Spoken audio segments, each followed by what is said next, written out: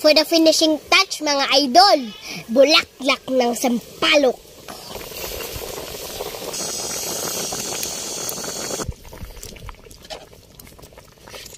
Tignan nyo kung gano'ng kasolid to, mga idol. Alright, sana all. For today's video, magluluto tayo ng tilapia. Tignan nyo, mga idol, fresh na fresh, pero ikaw hindi. Isisigang natin to, mga idol. Awan manon, lamot manon. Kaliskisan na natin, mga idol. Tatang, imbaligtad dam.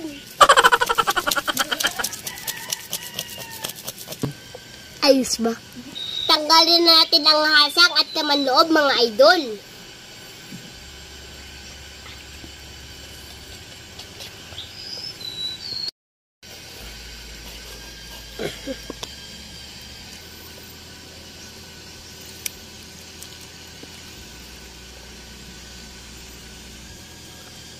Mga idol, apdo.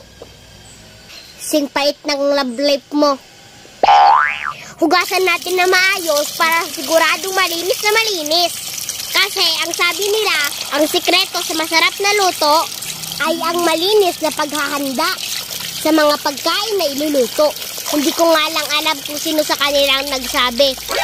Di wow, charo. Siya nga pala, bago tayo magluto, baka tanungin nyo kung ano to. Hindi yan suman. Nilagay namin dito yung laman loob ng isda. Sayang naman, ang daming itlog. Let's go, luto na. Iniinin pa lang yung kanin. Sa kahoy muna tayo magluto. Habang iniinin ang kanin, magsisiga na ako ng kahoy.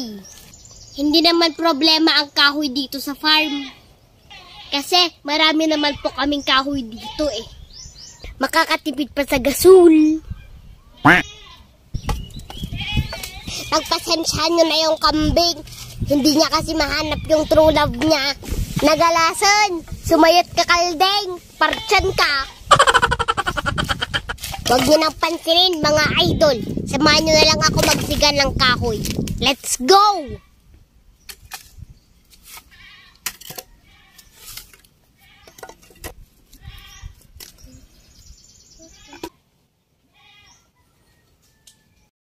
Hindi ko po alam kung paano kayo magluto ng sinigang, pero ito po yung diskarte namin. Alright! Luya, sibuyas at kamatis, ilagay na natin. Grabe, ang bigat ng sangkalan. Halata nyo ba? Seasoning at paminta. Patis.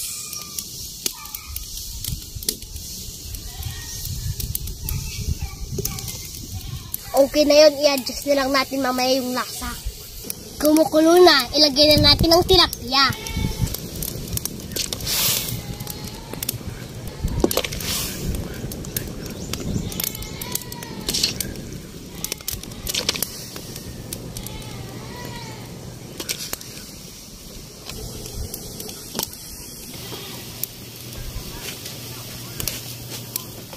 Takpan na muna natin, mga idol.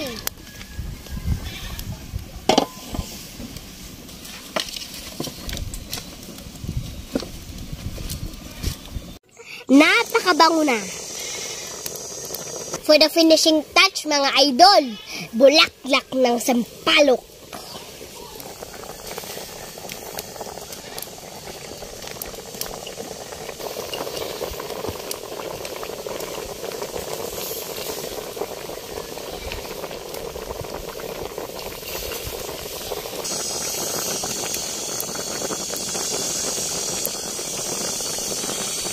Ito na ang panghuli, mga idol.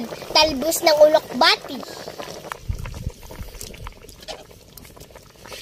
Tignan nyo kung gano'ng kasolid to, mga idol. Sinigang na tilapia sa kamatis at sampalok. Napakasarap. Alright, sana all. Maraming salamat po sa panonood, mga idol. Kakain na kami. Kumain na rin po kayo. Thank you po. God bless.